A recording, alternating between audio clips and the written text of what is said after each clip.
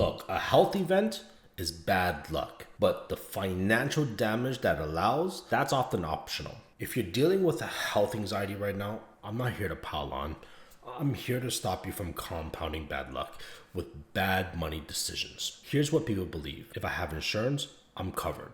That belief is expensive. Reality check. Medical debt is widespread.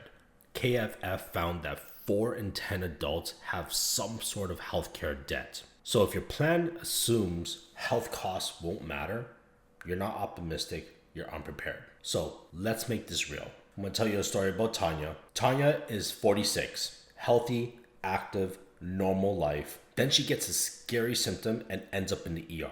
She's fine, but the bills aren't. Here's what hits her fast. High deductible, an out-of-network surprise, follow-up, tests, prescriptions, and missed work. She didn't plan for bad outcomes. She planned for bad timing, meaning she assumed cash flow wouldn't break at the exact same time cost spiked. And that's how people get wrecked.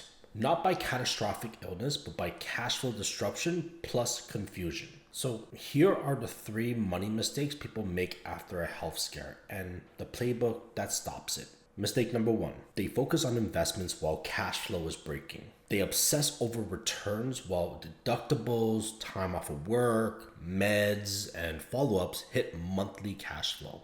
Cash flow is the first domino. Here's your challenge of truth. Your portfolio is not your emergency fund. If you treat it like one, you'll liquidate it at the wrong time. Here's the real question after a health scare. Not how big is the bill, it's what does the next 90 days of cash flow looks like? Because most families can handle a bill. They can't handle a bill, missed work, ongoing costs for 3 months. And here's the exact moment the mistake shows up. It's midday, you're exhausted, your body feels off, and the portal says amount due, $4,682. And you tell yourself, I'll just sell a little from investments and deal with this later. That sentence is how bad luck becomes permanent damage. So mistake number 2, they don't run the 2 calls. People lose money after a health scare because of one reason. They assume the system will coordinate with itself. It won't.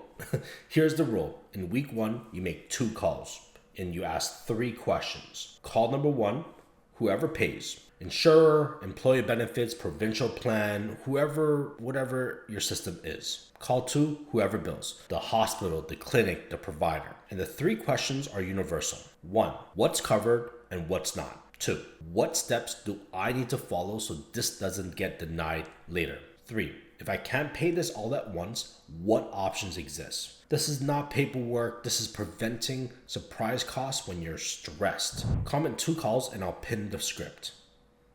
And here's the script. Keep it simple.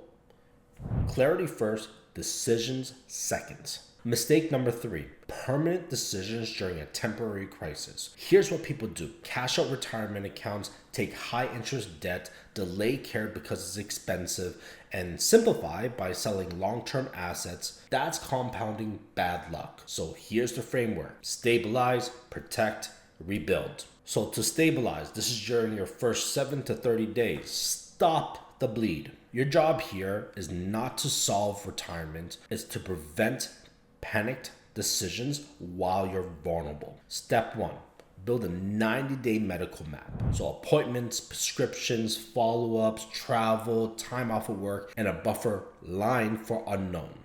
Step 2, separate operating cash from long-term assets. Make it physically hard to tap investments for stress relief. And step 3, freeze non-essential spending until you know the real monthly impact. Not forever, just until you have clarity. So here's a couple word tracks and things for you to remember. First of all, when you're talking to yourself, you say, hey, I'm not solving retirement today.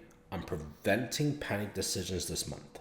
So protect is to prevent the second punch. And the second punch is usually debt spiral, coverage surprises, paperwork missed, and basic legal beneficiary issues that were never updated. So to protect, confirm coverage details, don't assume, set auto pays carefully so credit doesn't get clipped during chaos, and update beneficiaries and basics if needed.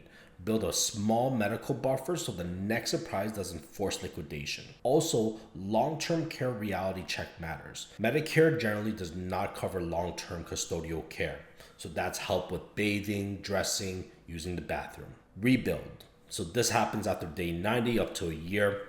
Restart the plan with reality. Rebuild means rebuild emergency buffer. Restart contributions as soon as feasible. Add a health cost line item to your retirement planning and build the plan around the body you actually have, not the body that you hope to have forever. Because health costs in retirements are not small. Fidelity's 2025 estimate suggests a 65-year-old individual may need about $172,500 in after-tax savings to cover healthcare expenses in retirement. Here's your challenge or close. If your plan assumes your body will cooperate, you don't have a plan, you have a hope-based forecast. If you found this video helpful, comment below what was your aha moment. If you know somebody who's going through a health issue, send them this video. You never know who you could help. Next video, caring for parents, the boundary, the budget system that protects retirement. Quick note, as you know, I'm not your financial advisor. This is education to help you think clearly. With that being said, I'll see you on the next one.